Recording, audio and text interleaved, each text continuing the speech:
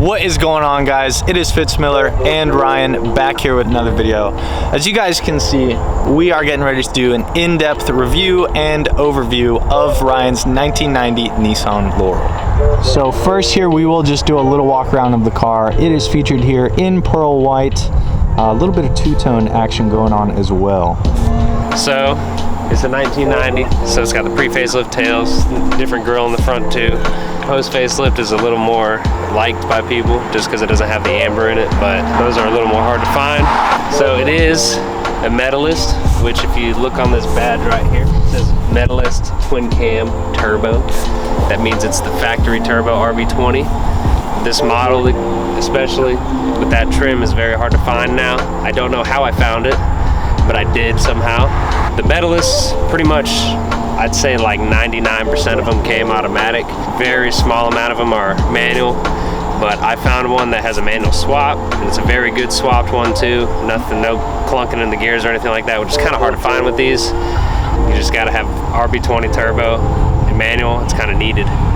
Also, if you see right here, this little Midori Parts Shop sticker right here, Anthony from Midori Parts Shop, he helped me find this car. Amazing guy. If you want to import a car, go through him. He's in Florida. Best experience I've ever had with an import. Side of the car, you can see it has S13 stocks on it. That was kind of a last minute decision. Yeah, if you guys have not watched last Friday's video about the whole disaster, go ahead and watch that. It's got OEM factory mud flaps, which I think is pretty cool. I'm gonna end up taking them off anyways, but a nice little cool thing about it. Oh yeah. You got yeah, look at it, bitch. You got the Laurel badge, which looks a lot like a Lexus badge. Yeah, how many times have you gotten asked if this thing's a Lexus or not, dude? Last night at the meet that I went to, yeah, when I was driving by people, yeah, I had a total of 5 different people say, is that a Lexus? Oh my God. Guys, this is indeed not a Lexus. It is a Nissan. Front of my Cressida. As you can see, another Laurel badge. This is why people think it's a Lexus. It says Laurel right here too on the grill. Of course, this is the pre-facelift grill, so it's got the little line going down it and everything like that. Also with the headlights, this is, you don't really see this anymore because it's illegal now, but it's got the yellow fog lights inside of the factory headlights.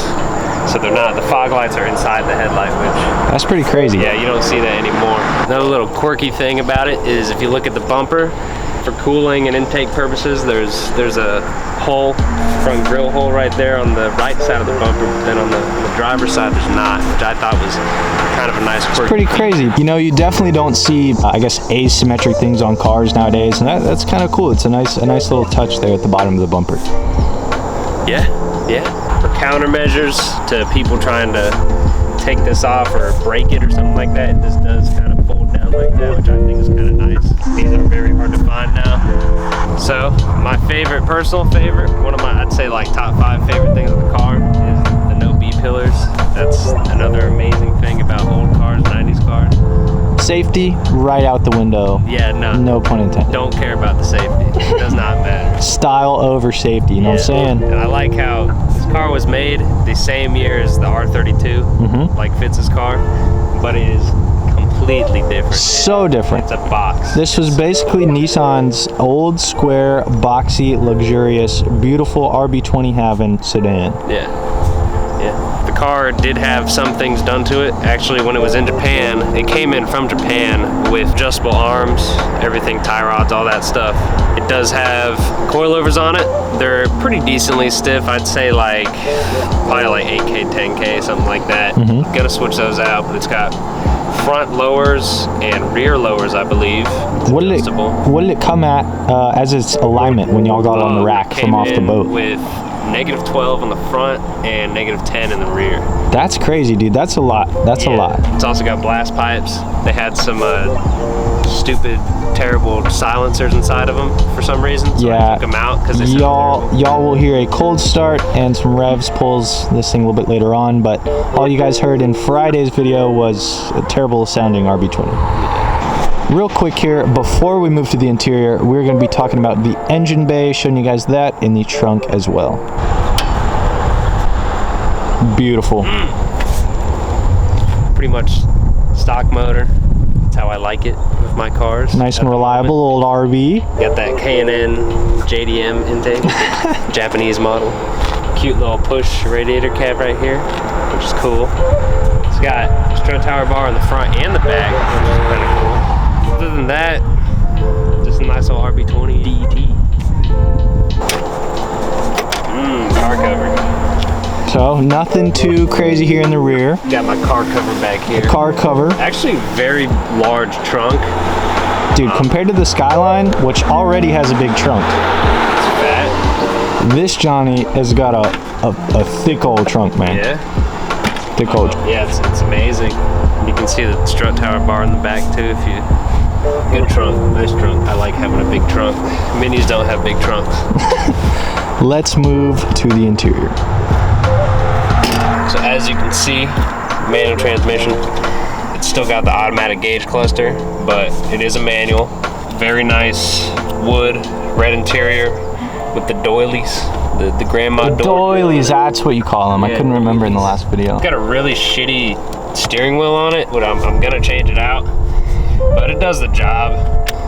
It's got all the regular Japanese things, Japanese Kenwood system. Which still works, Bluetooth and everything. Yeah, it's got upgraded Alpine tweeters. The stock sub speakers actually still work very good.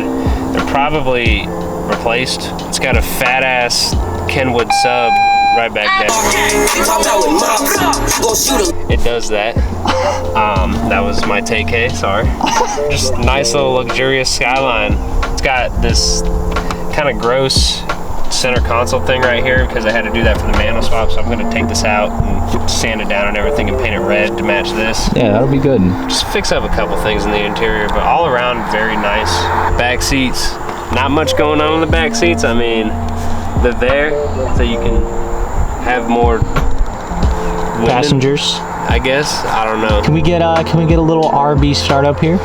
Yeah, Let's do it. Man.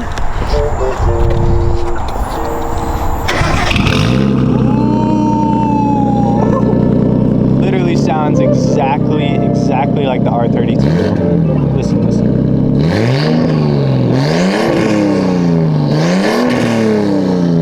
So good. So good. You want to take it out?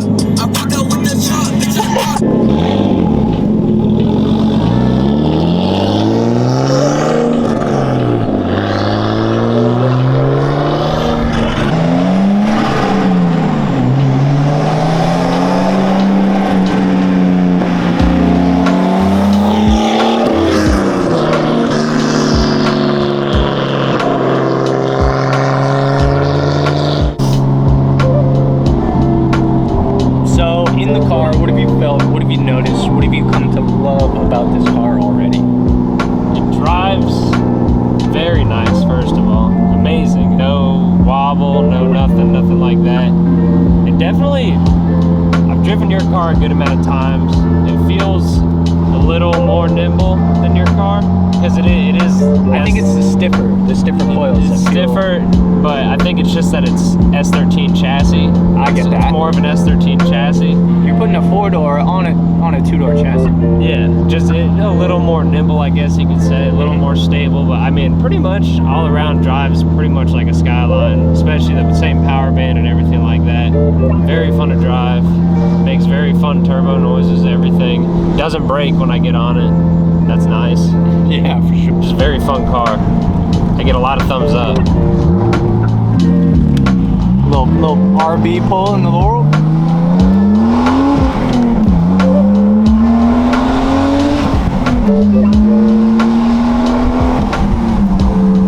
Very healthy RB. Yeah. Feels so good. Ryan is, oh, a little pop. Ryan is 100% gonna be the reason that the R32 gets back on the road fast as hell. I miss driving my car. This reminds me so much of my car in just a more luxurious version. While mine is considered the sportier sedan, the saloon, whatever, realistically, they're very, very similar. Love my car, love Ryan's car. Super cool to have this after months and months of talking and waiting about it. People didn't think I was gonna do it. Here I am. What I say? That boy don't What I say?